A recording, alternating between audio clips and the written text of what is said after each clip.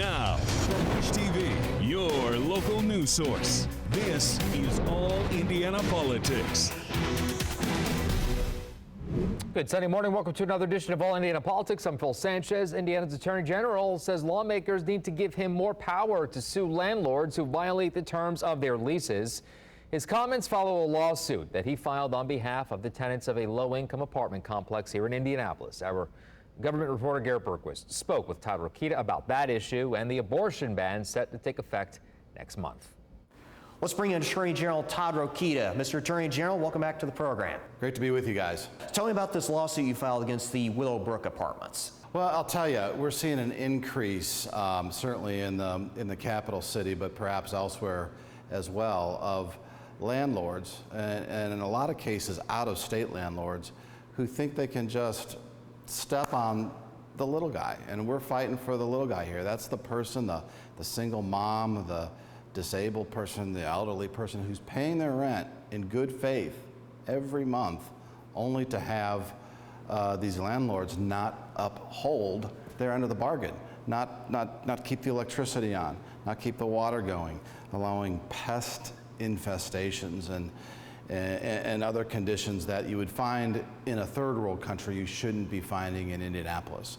And so our office is getting more and more involved using different tools that haven't been really used before, whether it's deceptive consumer sales practices, whether it's Home Loan Practices Act, using that law, or even the nonprofit laws in this state, which really need to be updated. Do you plan to go to the legislature next session to ask for updates to the nonprofit law? We have been, really the last two sessions, and we were very, very close this last session, and hard to explain. I'm not a lawmaker. I certainly don't judge them. They're our partners, but they really have to stand up and get this done so that we can stop not only this scourge, but other scourges from happening to good Hoosiers who want to be helpful in the nonprofit world, but just can't be because of the bad actors that are again stepping on us.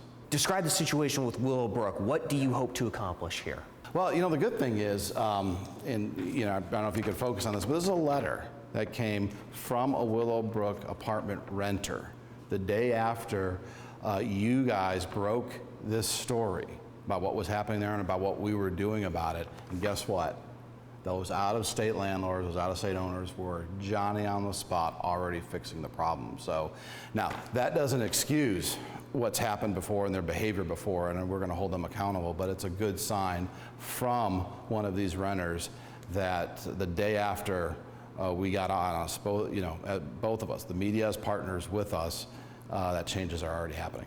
What should people do if they are living in these apartments, or if they are living in another apartment, they run into some similar situations? Well, again, I have to manage expectations because the law, as I've mentioned, is woefully behind what is needed, frankly. But file a complaint with my office and we'll see if the facts line up to see whether or not under existing laws that we're able to utilize, that haven't been utilized before, we're able to help out.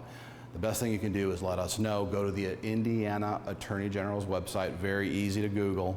On the very front page, I just checked this morning, you can see a big button to press to say file a complaint. And that works for all kinds of complaints that we deal with, whether it's doctors or roofers or landlords. Do you think you'll be able to get some additional fixes to the renters laws and the nonprofit laws through the legislature this session? I'm hopeful. I really am. I'm not sure what the hesitancy is, except for some special interests out there that are probably worried about us looking into their practices. But nothing we do here is unwarranted. We are way too busy. We get 20,000 cases a year. And so we are drinking from a fire hose. We don't have time to go on searches or witch hunts or anything that we might be accused of. We have a big plate right in front of us. And I'm really proud of my staff because we're working really hard. They work very hard, they're very proactive. We're dealing in Fort Wayne now with a bridal studio. I mean, the range of cases that we get are unwieldy and sometimes hard to imagine, but we're in them all and we're proactive. Before we go, I want to briefly address the current status of the new abortion law. Will that go into effect on August 1st, and what parts will remain enjoined by the courts? Well, I think Planned Parenthood is a great way to answer that question, because they've already publicly announced that they're curtailing their appointments after August 1st. So what you're seeing in practical effect, regardless of the status of some of these legal cases, and there are several, is that the culture of life is winning in Indiana. And what those lawmakers did, and the courage they had to stand up for the culture of life against a nation that seemingly exercises a culture of death, is nothing short of remarkable. And as one court's already at least preliminarily decided, that law is constitutional. There are other suits that have to work their way through the system, but we're very positive that we'll prevail on those suits, or we should prevail on those suits as well, under the law and under the constitutions. And I think pragmatically, again, that's being borne out in the actions of these abortion providers who have already announced that they're curtailing, if not ending, their appointments. We had a case out of Nebraska where a mother and her daughter both were convicted on felony charges after the daughter illegally obtained an abortion there. Will your office criminally prosecute a woman who obtains an abortion outside of the confines of Indiana's new abortion law? Well, a couple of things. I don't think the law doesn't account for that, so no. The answer is no. I don't have that kind of authority at all. And if this goes to the salacious and false narrative that's out there right now about how some attorneys general want personal medical records, let me just say this: it's disgusting. The only people who want to change anything with regard to those medical records is the Biden administration and the far left. They're making the change. What we're calling for is simply the status quo. Anything I'm being accused of going to do after August 1st, if I was able to get a hold of these records, is the same that I could do today, right now. And so if I was guilty of all these things that we're being accused of, I would have already done them. All right, coming up, former President Donald Trump faces more charges in the classified documents case. His former intelligence chief explains why they're not simply a bunch of papers. Welcome back. Former President Donald Trump facing additional charges of willful retention of national intelligence information and obstruction of justice. That news came late in the week from the classified documents probe. Former Director of National Intelligence and longtime Indiana Senator Dan Coats talked to CNN about the damage this could do to national security. He also explained the steps that were taken to secure the 2020 election. Well, I assume that his staff, as my staff did for me and everybody else, remind him that this is classified, it has to be careful. I didn't have a direct talk with him on that. His chief of staff, John Kelly, and others and so forth, were managing that. So I think everybody assumed that the president knew, the president was aware of the fact that classification mattered. And it's sacrosanct, really. And a lot of times people say, well, what's the big deal about all of this? If you walk into the lobby of the CIA and look to the right wall, you see a bunch of stars. Their names aren't there because they're recovered, but they're dead because somebody got their names out, maybe on a classified document. We put millions of dollars into technology for gathering intelligence. And if that's breached because somebody gets a classified document floating around or knows of it, we lose that information that we are grabbing. So it's more than just a bunch of papers and what big deal is this and so forth. Lives can be lost. Money can be misspent. Our adversaries are out there searching, trying to get this kind of information because they want to undermine us. So we have these threats that come in, and so it's something that we remind our people every day. Every time every new person comes into the DNI or to any other intelligence agency, you must do this, you must take care of it. Don't carry this around. Put it in the safe before you leave. There's deadly consequences. There are deadly consequences. There are people out there that know these other people, know they're going to a person, whether it's the president, whether it's the director of national intelligence or something else, and buying off or trying to get it information from something like that. So you never can be sure. It's classified for a reason. It's classified because we don't want others to know what's happening. Well, there are people in prison who have taken stuff home when they knew they shouldn't have taken it home. Maybe it was truly innocent on it, but it's so critical that we abide by the rules. And obviously, those of us in high positions are surrounded by people who know that. And so if I leave something on my desk and walk out the door, somebody runs after me or grabs that and puts it back in the safe. Say, hey, you left that in your drawer. I mean, they go through my desk. It's got to go back into the safe. Oops, sorry about that. Well, I knew we had been at a major effort, and I took a lead as DNI with our intelligence agencies to put a group together of my top people from each of the agencies, say, look, we have to really dig into this to make sure that our elections are secure. We worked with Homeland Security on the domestic side, and we've spent hundreds of millions of dollars. We've sent people out to work with governors. We wanted to make sure that we had all the implements in place to guarantee that every person's vote was legitimate. If we lose confidence from the American people in terms of their vote doesn't matter, our democracy will decline and maybe won't be a democracy anymore. We have to have integrity of that. So we have to put in place all the systems that if there's a glitch, if there's a problem, let's go after it. We said we must have paper backup. We must have audits.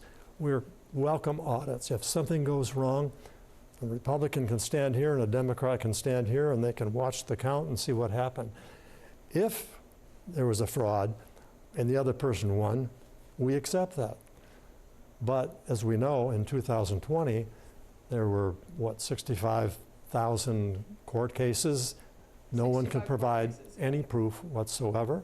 We had audits many times, some states 3 times, some states people said, oh, if they hire them, they'll surely be on our side. Oops, no, we didn't find it. So we've done everything we can to put in place the process to make sure that the people who are voting know that their vote counts. There's no reason why this person should, not win that election. All right, coming up, Indiana's best political team talks about a controversial campaign statement, landlord-tenant laws, and more. And welcome back to All Indiana Politics as we welcome in 2 members of Indiana's best political team, Democrat Destiny Wells and Republican Whitley Yates. Good to see you both. Let's begin with the gubernatorial candidate Curtis Hill's announcement that he would eliminate the Office of Equity, Inclusion, and Opportunity if he's elected. Destiny, we'll start with you.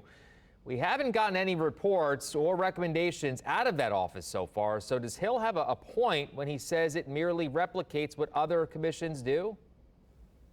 Hey, that was an office that was brought in after the George Floyd protest in 2020 by Governor Holcomb. If you visit the website, it offers great tools, a database to show the inequities and disparities amongst different types of classes of people. The leader there and the leadership team does a lot of outreach with IEDC. And so I was really puzzled when Curtis Hill said that he would get rid of this. These offices are in the Republican Party. We have a director of diversity and engagement in the Indiana Republican Party. It's just not really in lockstep with the party. Whitley, to the politics of it all, how effective is this at differentiating Hill from the field? And is this a preview of the strategy that he'll take? I think that it definitely differentiates him by making statements such as this, but I would push back. I do think that the office is valuable and of value, from the equity database to their next level teams training over 5,000 different state employees on civility and how to disagree in a civil manner, which I think we need a little bit more of today in our society. I think what he is attempting to do, though, is set himself apart. As a diversity practitioner, I'm not going to pretend as though that there haven't been diversity efforts that have been performative, because we've all seen them and have had no impact. But the Chief Equity and Inclusion Office and Kara Herring are not those people. Yeah. I think what he's attempting to do is force the hand of the other candidates to say something about whether they're going to keep the office or eradicate it. All right, well, we'll see what comes out of that. Now, earlier in the show, as you know, we heard from Attorney General Todd Rokita. He says he's having to get creative with Indiana's consumer laws to go after landlords that don't fulfill their maintenance obligations. Whitley, Indiana has some of the state's weakest protections, as you know, for renters. Is there any appetite for changes in the legislature? I'm really happy that Attorney General Todd Rokita is taking this issue up. For people who do follow me and know that I'm on Twitter consistently, for the past 30 days, I have not had any air in my apartment.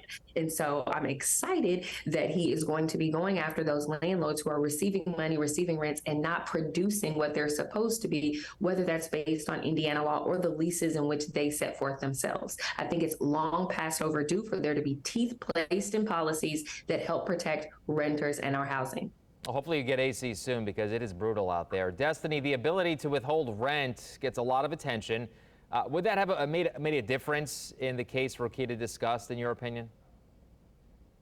Well, I think it could have helped. You know, I have worked in the Attorney General's office. The Consumer Protection Division does great work. I wish what I heard from the Attorney General was him not being honest as to how he got into this predicament. He said he wasn't a legislator, but he was one for a really long time. And he knows that the power of the Indiana Landlord Association has on the supermajority Republican legislature. And so as a Republican, I think he needs to own that piece of the problem. House Speaker Kevin McCarthy, ladies, has suggested that he's warming up to the idea of impeaching President Joe Biden. Meanwhile, a plea agreement for Hunter Biden, as you know, on tax evasion charges fell apart. Do these developments, Destiny, suggest that these might be something there might be something rather to the accusations against the Biden family after all?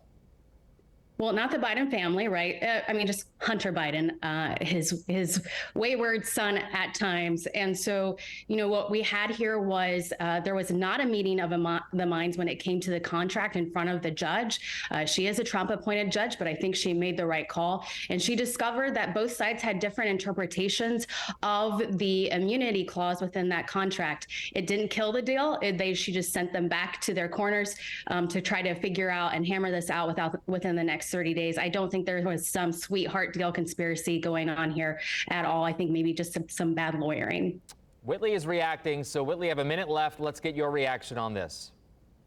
Absolutely not. It is presidential privilege and presidential protection. The fact that Hunter Biden feels as though he can get a sweetheart deal such as this and not have to face any other repercussions for the things that he has done outside of tax evasion, outside of getting a firearm when he wasn't supposed to be having one, he wants his immunity to cover everything, other crimes that may or may not have been committed by him. And that's just not how it works. It's not how it works for everyday citizens, and it shouldn't be how it works for the son of the president of the United States. Good conversation, ladies. Always good to see you. Thank you so much for coming on. Thank you. Thanks. Enjoy the rest of your weekend rather. We'll be right back. Take All Indiana Politics on the go with you. Download our podcast now. Part of the All Indiana Podcast Network and allindianapodcastnetwork.com.